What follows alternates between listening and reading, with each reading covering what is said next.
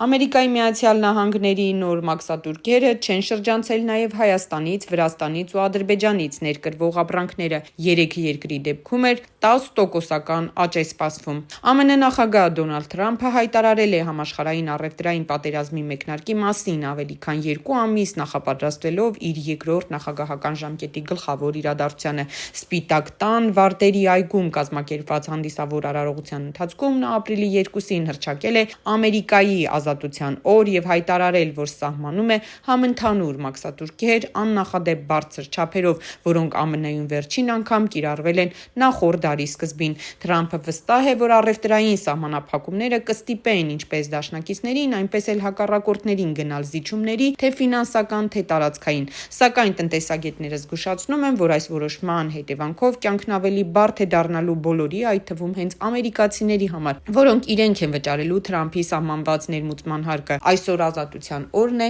հայտարարել է Թրամփը։ Սա Ամերիկայի պատմության ամենակարևոր օրերից է մեր տնտեսական ակտիվության հռչակագիրը։ Մենք կրկին Ամերիկան մեծ ու հզոր կդարձնենք։ Մեր երկիրը ավելի քան 50 տարի է թալանում են, դա այլևս չի կրկնվի։ Թրամփը հրամանագրով սահմանել է փոխադարձ մաքսատուրքեր 34% Չինաստանի համար, 20% Եվրոպական միության համար, 24% Ճապոնիայի և 26% Հնդկաստանի համար։